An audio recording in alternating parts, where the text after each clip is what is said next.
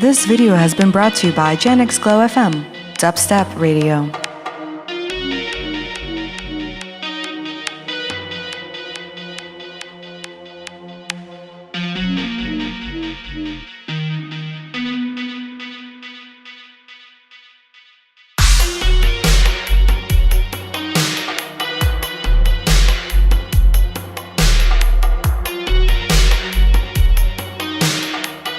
You're touring the States, how's it going? And what's differences you've noticed? You've been here doing it since 2005, Yeah, I mean, it's been really, really good. I mean, it's definitely, since 2005, I've kind of seen so many changes, kind of from going from like, obviously being non-existent to then kind of getting slightly more popular. And then probably in the last 2 years, it's kind of obviously blown up, with kind of like the more commercial sound coming around, and obviously like Skrillex is huge and Flux Pavilion and all these people. But kind of in the last 2 years, from when I've been coming out here, like there was maybe in 2009 or 10, it kind of felt like it was kind of dropping a little bit for the kind of sound that I was about, if you see what I mean. Exactly. But definitely in the last 2 years from coming here, like the shows and the support and the way people talk, and they're like, I really want to support, chest plate and deep medi, and it kind of feels like there's a whole new wave of audience for what I do, So it's a good,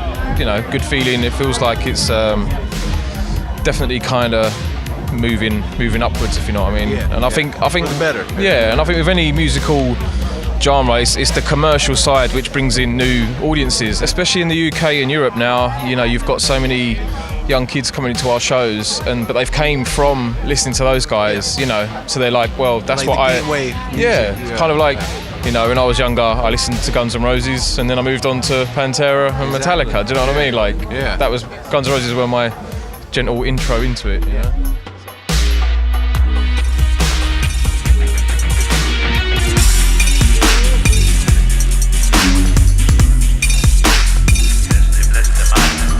The whole idea for me with Chest Plate was I really wanted to make like a solid crew of people. Like I didn't particularly want to be signing people every month or I don't even know if I'm going to be signing anyone for the whole of next year. Like I just wanted to get 6 people and really put all of my efforts into helping those people get bigger and bigger. Like this, so say like I came over in October, not one person knew who District or Sleeper or Razor Rector was. And now this time I've come over, and everyone's like, oh my God, man, Sleeper and Razor Rector, and so it's really, really cool to hear people, they found that music from me helping that music get out there. It was a really good feeling. And a lot of the guys who I've been playing out here for years, a lot of them, like the Gritzy guys and people in Austin, like Nicole in Denver, who does Submission, they're all really, really keen to try and get me over to do chest plate events. Basically, like, I hate touring by myself. Do you know what I mean? And like the idea really, so I signed Tonnage first and like Cyrus, and I was just like, I feel like you can make a bigger impact on what you're doing with, it's rather than just me playing a 1 hour set, you can have a 3 hour set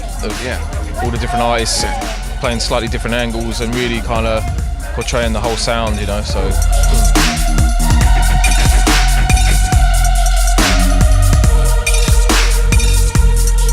But it's just I keep getting sidetracked with other projects, like me and Pinch do a side project called Deleted Scenes, and we're kind of going to be spending a bit of time on that.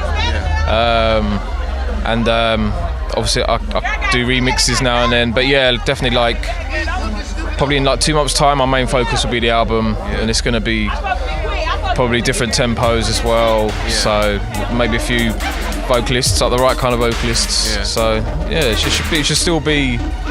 I don't know. It will still be in keeping with what I do, but just now, if you know what I mean.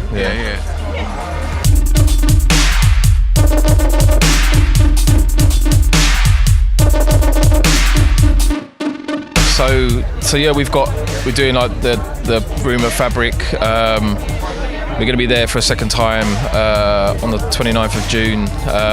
Again, it's just like another platform for what I'm doing and chest plate and everything.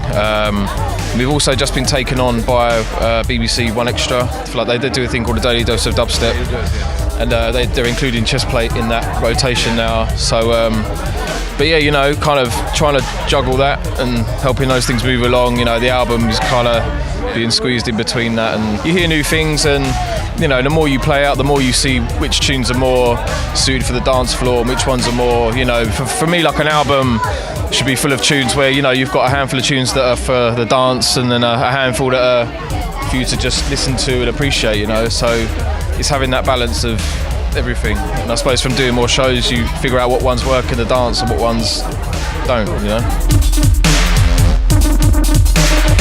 Did a video tutorial? Yeah, because I saw like tutorials online, but they're all like how to make real, just kind of like basic, just typical cheesy dubstep sounds, and like they weren't really tutorials where it kind of showed you a platform to kind of move on from, and kind of like so the way I wanted to do it was kind of show you how to kind of get something going, but just kind of say, look, like this is what happens if you screw around with this and if you tweak that, and then just say like, so this is what you should do. It's all about experimenting, and I can't stress that enough really. Like that's what I do for weeks, is I literally just make sounds and sounds and sounds, and then when you're ready to build a tune, you just go to all your sounds and all your building blocks, yeah, and then you exactly. have something more to play with. Yeah, rather than spending 6 hours trying to make a few sounds and trying to write a tune at the same time, it's much harder that way. So, well, great show, man. We'd love to have you back. Cool. And let us know when you're coming. And, cool, man. I guess that's Thanks. pretty good. Yeah, cool. Thanks. All right, man.